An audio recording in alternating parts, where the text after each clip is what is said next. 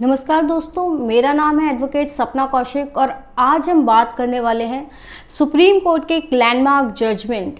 विभोर गर्ग वर्सेस नेहा गर्ग के बारे में, जिसमें सुप्रीम कोर्ट ने ये क्लियर किया है कि क्या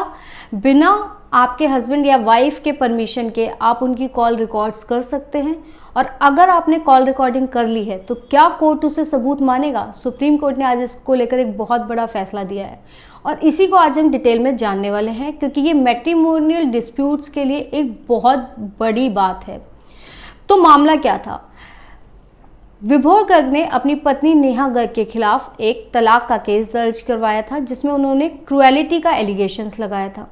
और इसी क्रुएलिटी को प्रूव करने के लिए उन्होंने अपनी वाइफ की कुछ कॉल रिकॉर्डिंग्स कोर्ट में सबमिट की थी, जो कि उन्होंने सीक्रेटली रिकॉर्ड की थी। इसी को चैलेंज किया था उनकी वाइफ नेहा गर्ग ने, और क्योंकि फैमिली कोर्ट ने उसको एक्सेप्ट कर लिया था तो उन्होंने Punjab and Haryana high court में इसी को चैलेंज किया और कहा कि ये उनके राइट टू प्राइवेसी का वायलेशन है। और एविडेंस एक्ट का सेक्शन 122 भी ये कहता है कि हस्बैंड और वाइफ के बीच अगर कोई भी बातें होती हैं तो उसे कोर्ट में आप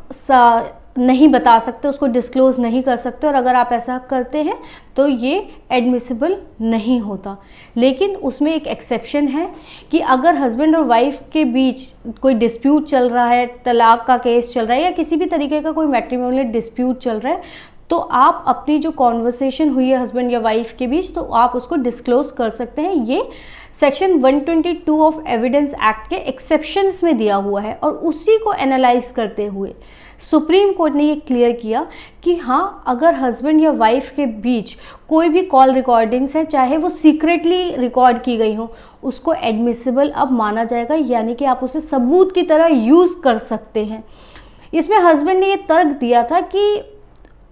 कई बार ऐसा होता है कि मैट्रिमोनियल डिस्प्यूट में आप कोई भी एलिगेशन प्रूव नहीं कर सकते, क्योंकि वहाँ पर कोई विटनेस नहीं होता, कोई दूसरा प्रूफ नहीं होता। तो वहाँ पर टेक्नोलॉजी की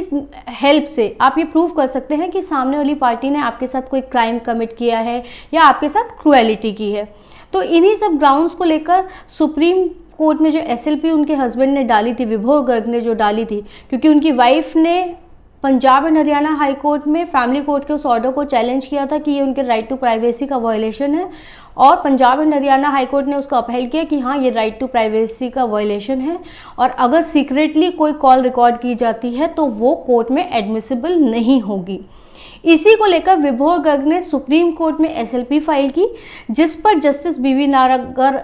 BV नागरत्ना और जस्टिस सतीश चंद्र शर्मा की डिवीजन बेंच ने डिसीजन दिया कि राइट टू प्राइवेसी जो आर्टिकल 21 हमें फंडामेंटल राइट देता है, लेकिन वो एब्सोल्यूट राइट नहीं है। और सेक्शन 122 ऑफ एविडेंस एक्ट कहता है कि अगर हस्बैंड और वाइफ के बीच कोई भी कॉन्वर्सेशन होती है तो उसे कोर्ट में डिस्क्लोज नहीं किया जा सकता, लेकिन अगर हस्बैंड और वाइफ के बीच कोई मैट्रिमोनियल डिस्प्यूट चल रहा है तो वो अपनी कॉन्वर्सेशन कोर्ट में डिस्क्लोज कर सकते हैं।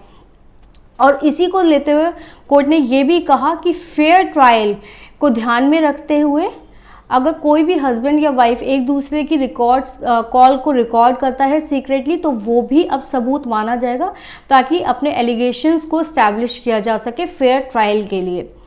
तो ये था पूरा मामला विभोर गर्ग वर्सेस नेहा गर्ग का, जिसमें सुप्रीम कोर्ट ने बहुत ही अच्छी रूलिंग दी, क्योंकि अक्सर ये बहुत मुश्किल हो जाता है कि कोर्ट में आप कैसे एलिगेशंस प्रूव करेंगे। तो अगर आपके पास आपके हस्बैंड या वाइफ की कोई भी कॉल रिकॉर्डिंग्स है तो आप अब उसे कोर्ट में सबमिट कर सकते हैं और वो कोर्ट में एडमिसिबल होगा, यानी कि उसे कोर्ट में सबूत की तरह एक्सेप्ट किया जाएगा। तो आपका इस पर क्या कहना है, हमें कमेंट सेक्शन में ज़रूर बताइएगा, और आप किन और मुद्दों पर वीडियोस चाहते हैं वो भी हमें ज़रूर बताइएगा। धन्यवाद।